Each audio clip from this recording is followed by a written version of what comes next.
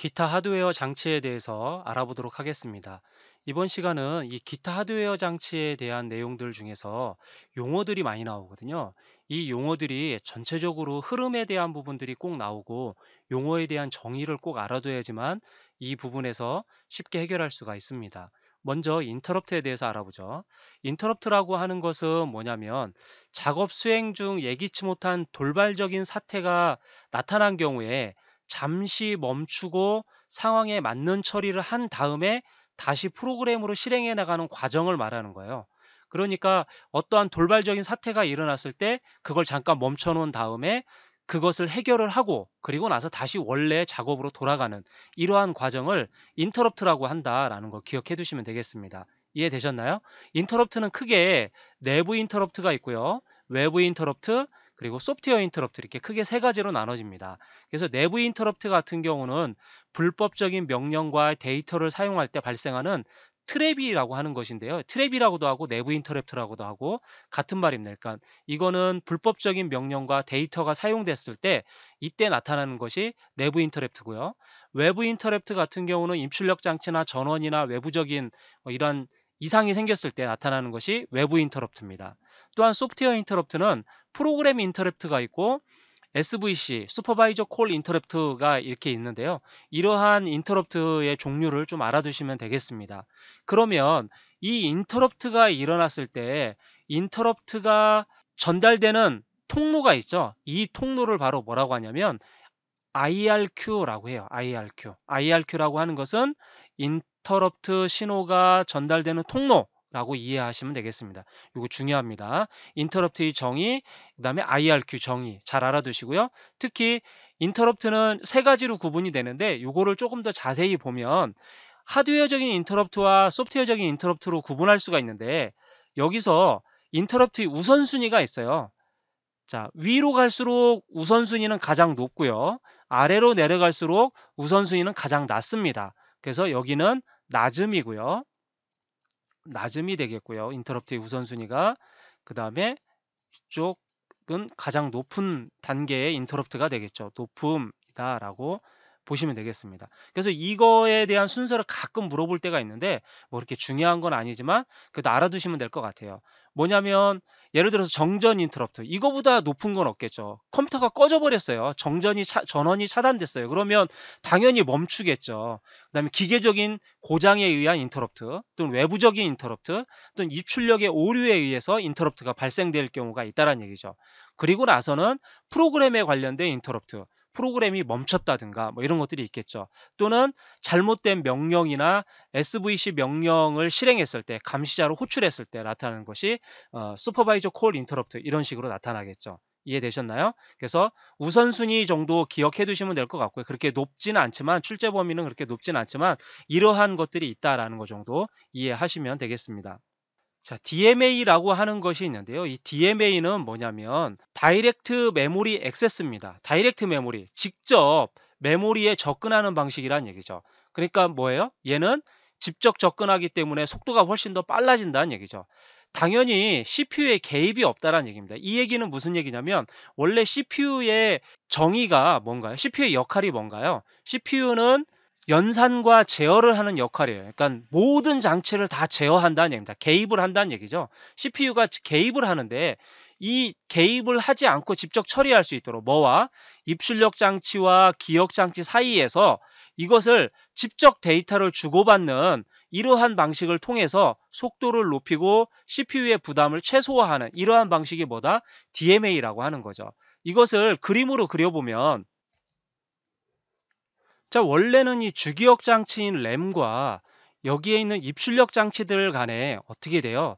데이터가 전달이 되거나 이런 것들을 하게 되려면 CPU가 원래는 제어를 해야 돼요. CPU가 제어를 해야 되는데 이 CPU의 제어가 없어진다는 얘기죠. CPU의 제어가 없어지고 바로 주기억 장치에서 입출력 장치로 데이터를 주고받을 수 있도록 이렇게 한다는 얘기죠. 이게 바로 뭐다? DMA라고 하는 거예요. 많은 양의 데이터를 고속으로 전송할 수 있고 기억 장치와 주기억 장치 사이에 직접적인 데이터를 전송하는 이런 것이 바로 DMA다라는 거. 용어 설명이니까 꼭 기억해 두셔야 되고요. 잘 알아두셔야 됩니다. 또 하나는 바로 교착 상태라고 하는 것이 있는데요. 데드락이라고 하는 건데 영어로도 좀 알아두세요. 이거는 뭐냐면 한정된 자원을 각 프로세스들이 서로 자원을 차지하려고 해요. 그러다 보니까 어떻게 돼요? 무한정 대기 상태가 들어가는데 이러한 상태일 때가 바로 뭐냐?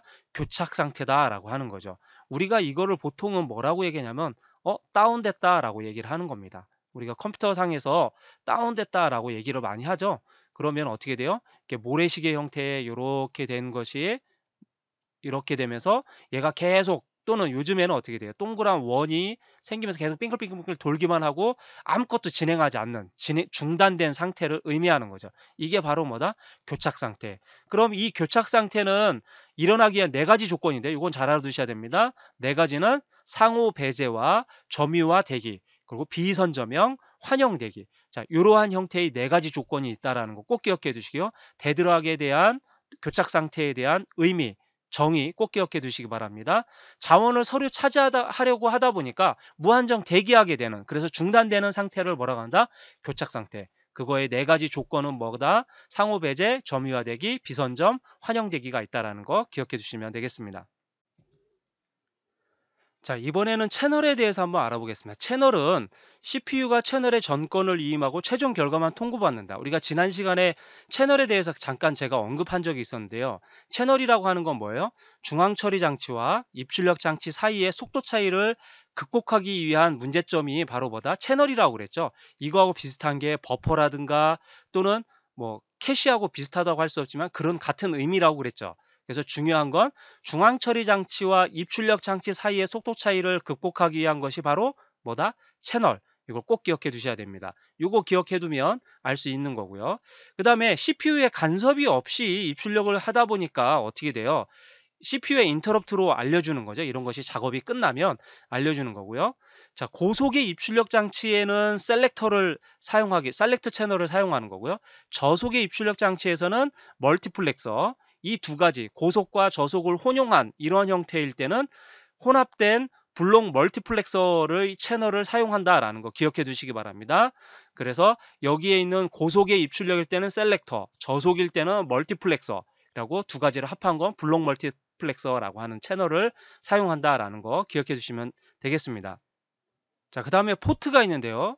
이 포트는 컴퓨터에서 쓰이는 연결 부분을 말하는 겁니다. 연결 소켓, 연결 장치 이런 것들을 말하는 건데요. 거기에는 직렬 포트가 있고요. 그다음에 병렬 포트가 있습니다. 크게 얘기해서는 직렬 포트가 있고요. 직렬 포트는 좀 더 여러 개로 나누어집니다.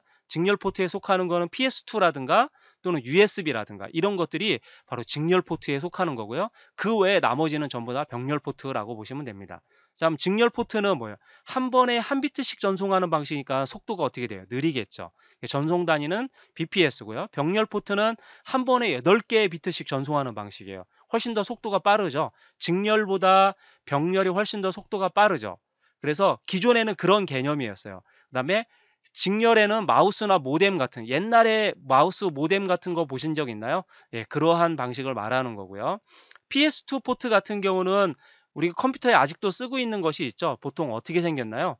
이렇게 동그란 이렇게 모양으로 돼 있고 가운데에 이러한 홈이 하나 있고요. 그 다음에 하나, 둘, 셋, 넷, 다섯, 여섯 이러한 장치로 되어 있죠. 그래서 이런 PS2 포트가 있고요. 마우스나 키보드가 이런 방식으로 생겼습니다. 그러니까 직렬 포트였다가 PS2로 변경됐다가 PS2가 다시 뭘로 바뀌었어요?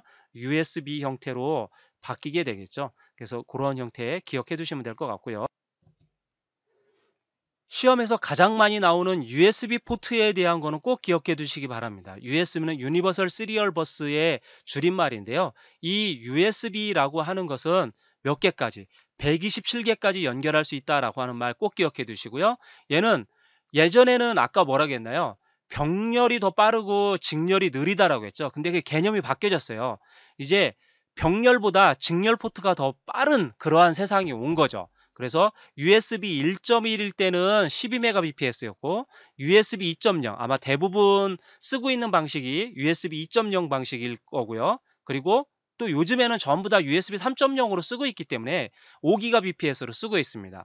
그리고 이것이 조금 더 발전돼서 USB 3.1이라고 하는 10GBps로 이렇게 동작이 돼 있어요. 그래서 원래는 이것을 뭐 USB Gen 1, Gen 2 이런 식으로 이제 변경이 됐습니다. 이름이 USB 3.0이 이렇게 변경이 돼서 Gen 1은 5GBps를 의미하는 거고 Gen 2는 바로 10GBps를 의미한다라고 생각하시면 됩니다. 여기에 핫 플러깅이라고 하는 것은 뭐예요?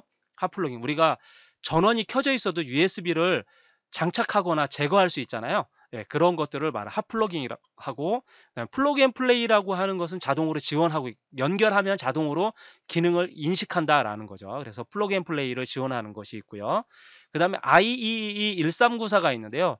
지금은 이제 거의 없어졌다고 보시면 돼요. 옛날에 미국의 애플과 이렇게 만들어진 그런 방식인데요. 얘 같은 경우는 약 400Mbps로 전송 속도를 가지고 있었어요. 그런데 지금은 이제 사라지고 없어졌다. 옛날 통신기기나 가전제품에 캠코더에 주로 쓰였던 그런 방식이었습니다. 그다음에 IRDA 적외선 무선 포트라는 얘기죠. 적외선 무선 포트인데 적외선을 이용해서 IRDA라고 하는 것은 적외선을 이용한다라는 말이 꼭 기억해 두시면 될 거고요. 그렇게 이것도 이제 속도는 좀 느려서 거의 사용하고 있지 않은 그런 형태라고 보시면 되겠습니다. 근데 이제 시험 문제하고는 크게 나오진 않을 것 같은데 이제 썬더볼트라고 하는 것이 있어요. 썬더볼트. 이 썬더볼트는 이게 지금 1세대, 2세대에 나왔던 썬더볼트인데 이때는 호환성이 없다 보니까 애플에서 개발이 됐는데 애플에서만 사용을 하고 호환성이 없다 보니까 거의 그렇게 인기를 많이 얻지는 못했어요. 근데 썬더볼트가 이런 3세대 방식으로 바뀌고 나서부터는 어떻게 바뀌었냐? 3세대가 USB-C 타입 형태로 등장을 해요. 자, USB 우리가 보면 이렇게 생긴 USB 이런 타입을 우리가 USB A 타입이라고 합니다. A 타입. 그다음에 C 타입은 어떻게 생겼어요? 여기가 타원형으로 이렇게 생긴 거 있죠? 이렇게 생긴 게 C 타입이에요. 요게 C 타입. 자, 이러한 C 타입 형태로 바뀐 거죠. 이러한 C 타입 형태로 바뀌다 보니까 썬더볼트는 번개 표시가 있죠. 이 번개 표시가 있으면 썬더볼트를 지원하는구나 라고 이해하시면 됩니다. 근데 모양은 C타입 형태로 되어 있고요. 그러면 썬더볼트를 지원하는 기기나 전용 케이블을 이용하게 되면 얘 같은 경우는 약 20GBps에서 40GBps의 속도까지도 낼 수 있는 그러한 장치입니다. 그래서 여기에다가 40GBps 여기 나오죠. 그 다음에 TV도 연결할 수 있고요. 모니터도 연결할 수 있고요. 그 다음에 우리가 보통 얘기하는 PD 충전이라고 하는 거 있죠. 파워 딜리버리라고 해서 PD 충전도 가능하고요. 동시에 이렇게 다양한 것들을 동시에 여러 개를 연결할 수 있는 그러한 장치들을 말한다라는 거 기억해 두시면 되겠습니다. 그래서 썬더볼트라고 하는 말 정도는 우리가 기억해 둘 필요가 있겠습니다. 다음은 바이오스에 대한 설명인데요. 바이오스라고 하는 건 우리가 꼭 기억해 두라겠죠. 베이직 인풋 아웃풋 시스템이라고 했죠. 베이직 기본적으로 입출력을 담당하는 장치라고 했습니다. 이 바이오스 같은 경우는 뭐냐면 우리가 바이오스는 어떻게 돼 있어요? 이런 롬이라고 하는 곳에 롬은 하드웨어죠. 이 롬 자체는 하드웨어입니다. 이 하드웨어에 뭐가 들어가 있는 거예요? 바이오스라고 하는 소프트웨어가 있는 거예요. 이 소프트웨어가 이 롬 안에 들어갔기 때문에 하드웨어적인 성격과 소프트웨어적인 성격 두 가지 성격을 띈다라고 해서 우리가 뭐라고 한다고 했어요? 펌웨어다라고 한다고 했죠. 펌웨어다라고 얘기한다고 했습니다. 이러한 용어들이기 때문에 꼭 기억해 두시고요. 이 바이오스가 하는 역할이 있어요. 기본적인 입출력 장치를 담당을 하는데 얘가 어떤 식으로 하냐면 어떤 기능이냐면 포스트라고 하는 것은 파워가 켜지면 스스로 어떻게 한다요? 테스트한다는 얘기죠. 장치에 이상이 있는지 없는지를 테스트하는 과정이 있다라고 얘기했습니다. 그래서 이 바이오스 안에 들어있는 프로그램 중에 일부의 프로그램의 이름이 바로 시모스라고 하는 프로그램이 있기 때문에 우리가 바이오스라고도 쓰지만 시모스라고도 얘기를 많이 부르죠. 그래서 이러한 말로 사용되고 있습니다. 자, 그러면 전체적인 거 이제 흐름을 알았으니까 한번 여기 있는 내용을 좀 한번 알아볼까요? 자, 바이오스는 컴퓨터를 켜고 윈도우 시작 로고가 나오기 전까지 부팅 과정을 실행하는 프로그램인데 이 프로그램은 전원이 꺼지더라도 기억할 수 있는 롬에다가 비휘발성이기 때문에 롬에다 기억을 해 놓은 거죠. 그래서 이것을 롬 바이오스라고도 한다. 같은 말입니다. 바이오스나 롬 바이오스나 같은 말이고요. 또는 다른 말로는 바이오스를 얘기할 때는 시모스라고도 우리가 그냥 통칭해서 부르기도 합니다. 자, 여기에는 하드디스크, 비디오 어댑터, 키보드, 마우스 이런 것들을 쭉 어떻게 해요? 관리를 하는데, 그래서 이러한 것들을 뭐라고 부른다? 펌웨어라고 부른다. 하드웨어적인 성격과 소프트웨어적인 성격을 갖고 있는 것을 우리가 펌웨어다라고 하는 것처럼 알아두면 되겠고요. 그래서 부팅을 할 때 장치들이 제대로 있는지 잘 동작하는지 이런 것들을 확인하는 검사 과정을 뭐라고 한다? 포스트, 파워온 셀프 테스트를 진행한다라고 아까 얘기했죠. 이 포스트. 그 다음에 시모스에 설정 가능한 항목, 하드디스크 타입이라든가 부팅 순서라든가 전원 관리라든가 날짜와 시간이라든가 이러한 시스템 암호 설정이라든가 안티바이러스 기능이나 PNP 설정 이런 것들을 설정할 수 있다라는 거죠. 사실은 시모스는 그냥 우리가 아무것도 건들지 않아도 돼요. 중요한 건 윈도우를 설치할 때 부팅 순서를 할 줄 알아야지만 부팅을 할 수 있겠죠. 그래야지만 윈도우 설치할 수가 있으니까요. 그래서 그런 순서 정도는 기억해 두시면 되겠습니다. 그래서 중요한 용어들 정의가 나오니까 이 바이오스에 대한 건 요 그림을 좀 기억하시면 훨씬 더 편리하게 이해할 수 있으실 겁니다. 자, 그 다음에 표시장치의 종류가 있는데요. 표시장치의 종류에는 음극성관인 CRT가 있고요. 그 다음에 액정 디스플레이인 LCD가 있고요. 그 다음에 플라즈마 디스플레이인 PDP가 있는데요. 자, 여기에는 이 표를 가지고 좀 이해하는 게 훨씬 더 쉽습니다. 이 CRT는 어떻게 생겼어요? 이러한 모양의 이렇게 뒤통수가 툭 튀어나온 이러한 모양의 바로 모니터를 의미하는 거죠. 그래서 여기에 브라운관이라고 하는 음극성관이 이렇게 들어있죠. 브라운관이라고 하는 이 음극성관을 통해서 화면을 보여주는 그러한 형태입니다. 지금은 거의 못 보죠. 그래서 이 CRT는 뭐예요? 가격이 가장 저렴하죠. 가격이 가장 저렴하다. 그리고 눈의 피로가 심하다. 가장 심하다라는 얘기죠. 왜냐하면 화면 떨림이 많기 때문에 그렇습니다. 주사율이 낮기 때문에 그렇죠. 그다음에 소비 전력이 높고 그다음에 휴대가 불가능하죠. 이걸 어떻게 들고 다니겠습니다. 엄청나게 큰 건데. 그래서 이거는 휴대가 불가한 그런 형태라고 보시면 되겠고요. 우리가 가장 많이 쓰고 있는 것이 바로 LCD죠. LCD는 지금은 많이 저렴해졌겠지만 그래도 CRT에 비해서는 고가에 해당하는 거고요. 그 다음에 눈의 피로가 가장 적고 그 다음에 소비 전력이 낮고 그래서 편리하기 때문에 이동이나 휴대성이 편리하기 때문에 LCD를 많이 쓰는 거죠. 노트북이나 태블릿 같은 이러한 장치에 주로 쓰이는 게 이제 바로 LCD인데요. 중요한 것은 LCD는 다 좋은 거라고 생각하면 되는데 문제는 바로 뭐냐면 표시 속도가 느리다라고 하는 요걸 꼭 기억해 두셔야 돼요. 표시 속도가 느리다라고 하는 거. 그리고 CRT는 표시 속도가 빠르다라고 하는 걸 기억해 주세요. 반대 개념이에요. CRT가 느릴 것 같지만 아닙니다. CRT가 표시 속도는 훨씬 더 빠르고 LCD는 표시 속도가 느리다라고 보시면 되겠고요. 그 다음에 PDP 같은 경우는 가장 비싸죠. 가장 고가입니다. 그리고 표시 속도도 가장 빠르다라고 보시면 되겠고요. 눈의 피로도 적은 형태고 근데 소비 전력이 뭐냐면 가장 높아요. 소비 전력이 가장 높기 때문에 PDP에서 안 좋은 점은 소비 전력이 가장 높다라고 하는 거 꼭 기억해 주시면 되겠고요. 휴대성도 편리한 편이다라고 얘기할 수가 있겠습니다. 그래서 요걸 좀 기억해 둔 상태에서 요 옆에 있는 내용을 보시면 훨씬 더 이해가 편하죠. 진공관의 음극이라는 곳에서 전자를 발생해서 표시하는 형태이기 때문에 표시 속도가 빠르다라고 하는 거 기억해 두시라겠죠. 가격이 저렴하고 화면 떨림이 많으니까 뭐 눈이 피로하겠죠. 그래서 그러한 형태를 말하는 거고 액정 디스플레이는 두 장의 유리판, 액정 물질 요 말만 기억해 두면 됩니다. 그래서 액정 디스플레이라는 거 기억해 주시면 되고요. 플라즈마는 네온과 아르곤 가스가 채워진다는 얘기예요. 그래서 요 플라즈마에 대한 거는 네온과 아르곤 가스라는 말을 꼭 기억해 두시면 됩니다. 그래서 화면 떨림이 거의 없고 부피가 작기 때문에 근데 중요한 거는 표시 속도가 느리다라고 하는 거 꼭 기억해 두라겠죠. 근데 여기서 또 하나 중요한 게 나오네요. 각도에 따라 보는 각도에 따라 선명도가 다르다라고 하는데요. 이 각도에 따라서 다른 것이 뭐냐면 TN 패널이 있습니다. TN이라고 하는 패널이 있는데요. 이 TN 패널이 제일 선명도가 떨어지죠. 제일 선명도가 떨어지고 그 다음에 TN 말고는 우리가 VA라든가 또는 IPS라고 하는 패널이 있습니다. 그래서 똑같은 모니터인데 가격이 싸다 그러면 대부분 다 보면 TN 패널일 거예요. 그래서 TN 패널 같은 경우는 보는 각도에 따라 선명도가 다르죠. 그 다음에 VA나 IPS 같은 경우는 광시야각을 갖고 있습니다. 그래서 보는 각도에 따라서 거의 선명도가 같아요. 비슷해요. 그래서 가장 좋은 방식이죠. 그래서 모니터를 살 때는 이런 TM 방식을 사지 말고 VA나 또는 IPS라고 이런 패널을 보시고 구입하는 게 좋겠습니다. 그다음 플라즈마 디스플레이는 네온과 아르곤가스라고 하는 거 기억해 두시면 되겠고요. 그다음에 소비 전력이 높다라고 하는, 고가이면서 소비 전력이 높다라고 하는 그런 단점이 있다라고 하는 거 기억해 두시면 되겠습니다.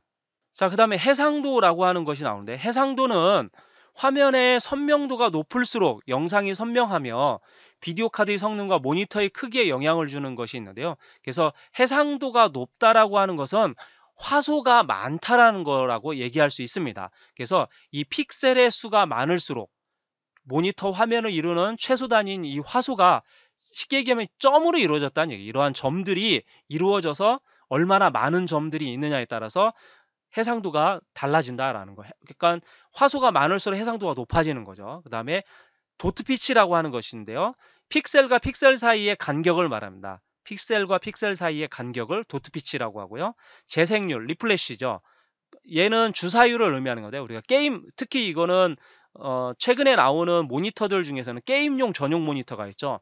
그거 같은 경우는 보통 일반적인 헤르츠가 아니라 얘는 144헤르츠 이상을 지원하는, 144 헤르츠를 이상 지원하는 이런 게임 전용 모니터들이 있다라는 것도 알아두시면 되겠죠. 재생률, 리플래시 재생률에서 초당 재충전 횟수를 의미하는 겁니다. 그 다음에 모니터의 크기, 대각선 길이의 인치로 표현한다라는 거 꼭 기억해 두시기 바랍니다. 요 말 잘 시험에 나왔었어요. 그래서 해상도, 화소 이런 것들 관련 용어들이 잘 나오니까 좀 기억해 두시면 되겠습니다. 자, 이렇게 기타 하드웨어 장치에 대해서 우리가 알아봤는데요.